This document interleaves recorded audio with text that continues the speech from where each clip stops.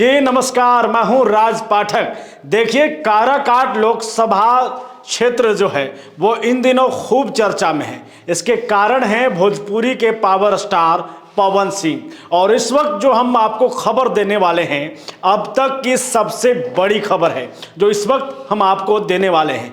देखिए, भोजपुरी के power star Pawan Singh ने जब से निर्दलीय चुनाव लड़ने का ऐलान किया है, उसके बाद से एनडीए का खेमा जो है वो उथल पुथल हो गया है।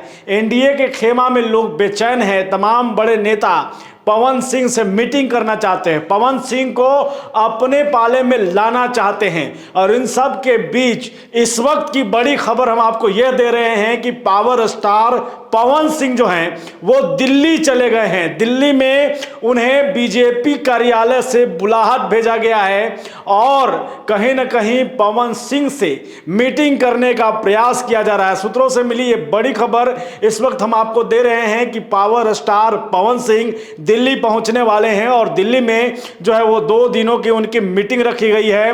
भाजपा के कई बड़े नेताओं से उनकी बातचीत होने वाली है। और बातचीत क्या होगा? बातचीत होगा काराकाट लोकसभा क्षेत्र में कि काराकाट लोकसभा पर चुनाव, उस सीट पर चुनाव कौन लड़ेगा, उपेंद्र कुशवाहा लड़ेंगे या पावर स्टार पवन सिंह। कई अटकलें लगाई जा रही हैं कि पवन सिंह बैक होंगे या फिर मजबूती के साथ चुनावी मैदान में होंगे।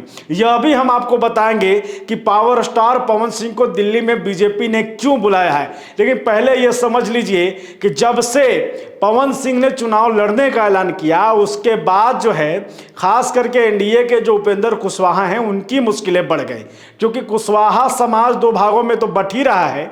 बाकी जो बीजेपी की कोर वोटर है स्वर्ण, वो भी कहीं ना कहीं बट रहे थे। ऐसे में एनडीए का खेमा ये नहीं चाहता है कि उनका जीता हुआ सीट यानी कि जो काराकाट लोकसभा है, यहां पर एनडीए का ही कब्जा रहा है, वह सीट पर महागठबंधन का कब्जा हो जाए। ऐसे में एक बार फिर से प्रयास किया गया है। आपको यह भी जानकारी है कि मनोज तिवारी बिहार आए हुए थे। उन्होंने यह भी कहा था कि पवन सिंह जो है वो राष्ट्रवादी आदमी है, हम उनसे बात करेंगे। उसके बाद वो मनीष कश्यप को बीजेपी में शामिल करवा लेते हैं।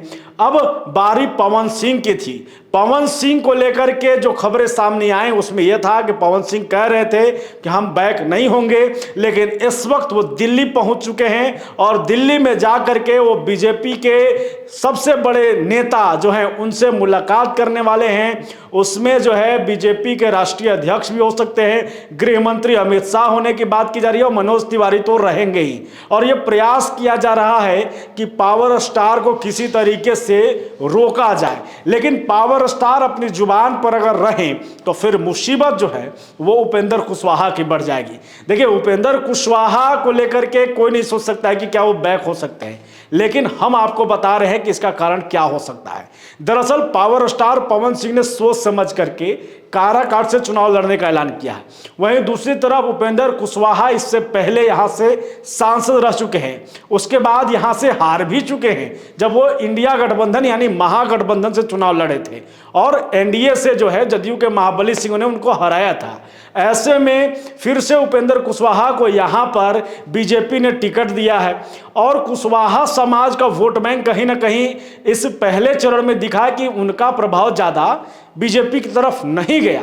तो एक कमी जो है वो उपेंद्र कुशवाहा की जातीय समीकरण में यहाँ दिख गई। दूसरी बात कि क्षेत्र में उनको लेकर के नाराजगी है, एंटी इनकम्बेंसी चल रही है कि आखिरकार उनको देख लिया गया है, इससे पहले भी मौका दिया जा चुका है, फिर भी जो स्थिति काराकाट की है वो ऐसी ही है। अब पवन सिंह की क्या स्थिति है?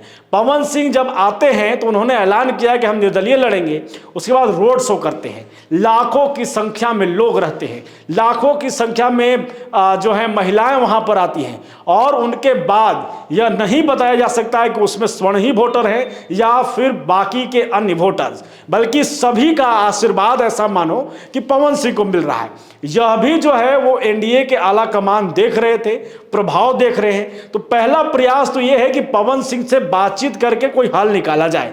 और अगर पवन सिंह नहीं मानते हैं और यह ठान लेते हैं कि निर्दलीय ही लड़ेंगे, तो फिर होगा क्या?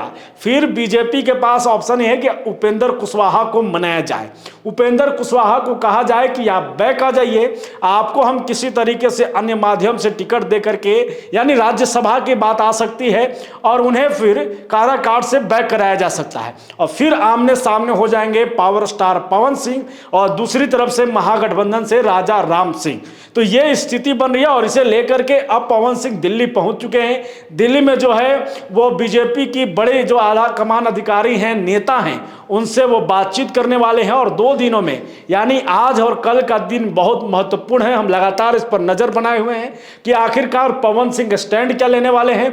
और ये आप जान लीजिए कि यहाँ पर 7वें चरण में मतदान होने हैं और उसे लेकर के कहीं ना कहीं पवन सिंह ने ऐलान कर दिया है कि हम 9 मई को जो है नॉमिनेशन करेंगे। समय भी है, अभी आपको 8 दिन का समय है। ऐसे में बीजेपी के जो नेता हैं वो चाह रहे हैं कि पवन सिंह या तो बैक हो जाए और नहीं होते हैं तो फिर उसके बाद दूसरा उम्मीद जो है वो उपेंद्र कुशवाहा से लगाया जाएगा, क्योंकि बीजेपी या एनडीए का कोई भी नेता नहीं चाहेगा कि जो जीता हुआ सीट है उनका, उस पर किसी तरीके से महागठबंधन के नेता को फायदा हो जाए। तो हमारी नजर लगातार इस पर बनी हुई है कि पवन सिंह की दिल्ली में क्या बातचीत होती है और खास करके क्या पवन सिंह कोई बड़ा फैसला ले लेते हैं। मां के आशीर्वाद से वो कह रहे हैं कि हम नहीं बैक होंगे, लेकिन क्या वो बैक होंगे या फिर उपेंद्र कुशवाहा बैक होंगे या फिर आमने सामने की त्रिकोणीय स्थिति बनेगी।